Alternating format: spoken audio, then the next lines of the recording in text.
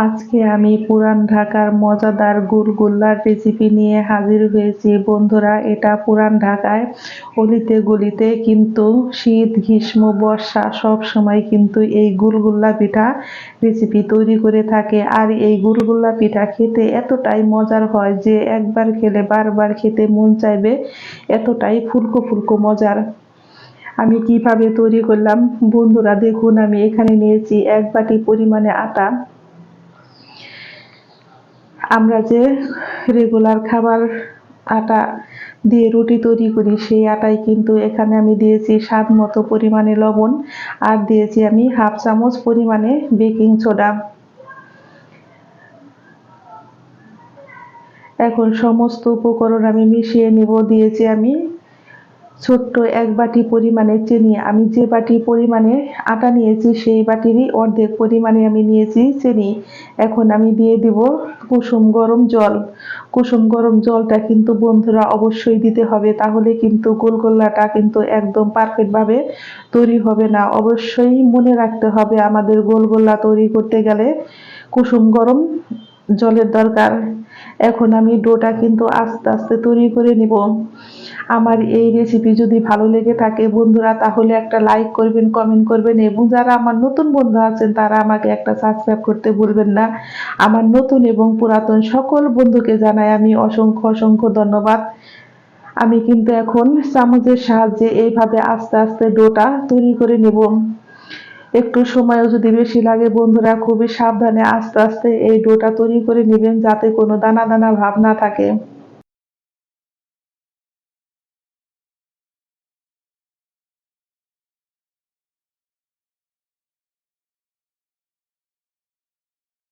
আমি এটা কিন্তু সম্পূর্ণ ভালো করে মিশিয়ে নিয়েছি। আর চামচ দিয়ে কিন্তু আমি খুব ভালোভাবে এইরকম আমি ফিটে নেব। এইরকম ফিটে আমি রেখে দেব 5 থেকে 6 ঘন্টা। আপনারা যদি খুব ঝটপট বানাতে চান তাহলে আপনারা আধা ঘন্টা এরকম মাখিয়ে রেখে তারপরে পিঠাগুলো তৈরি করবেন, তাহলে দেখবেন ফুলবে। কিন্তু আমার মতো যদি পারফেক্টভাবে তৈরি করতে চান অন্তত পক্ষে 6-7 ঘন্টা এরকম ঢেকে রেখে দেবেন। ঢেকে রাখার পরে দেখবেন অসংখ্য ছিদ্রযুক্ত কিন্তু বাবুল তৈরি হয়েছে।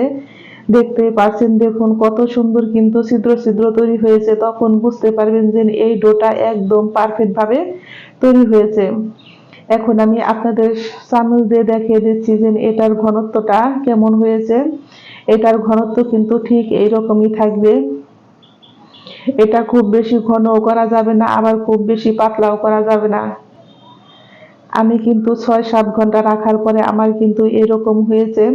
আপনারা ভিডিওটি টেনে টেনে না দেখে পুরো ভিডিওটি দেখুন, তাহলে আপনারা পারফেক্টভাবে এই গোলগোল্লা পিঠাটা তৈরি করতে পারবেন।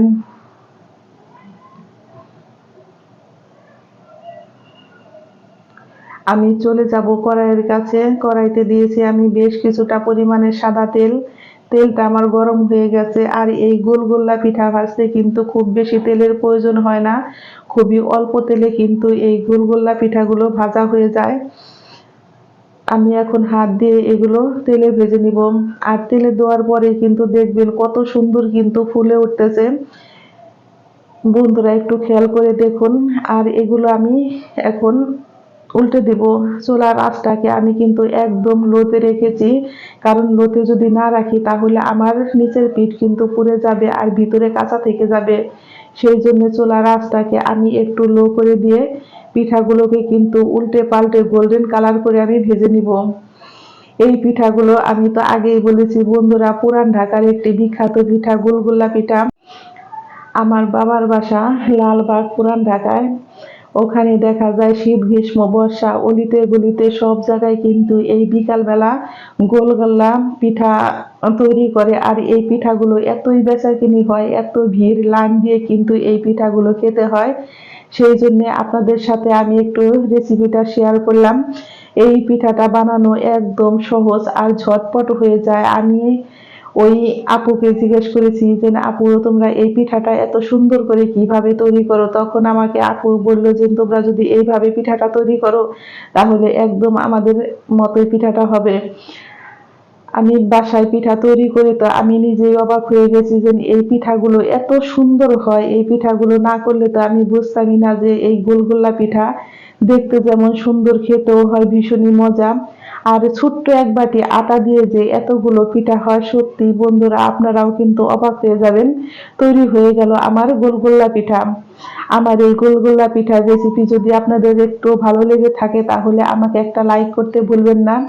আমি একটা পিঠা আপনাদের ভেঙে দেখাচ্ছি, দেখুন ভিতরটাও কত সুন্দর, কিন্তু একদম ফুলকো হয়েছে আর খেতেও হয়েছে বন্ধুরা দারুণ মজার।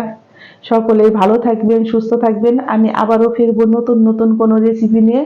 সকলকে জানাই আমি অসংখ্য অসংখ্য ধন্যবাদ।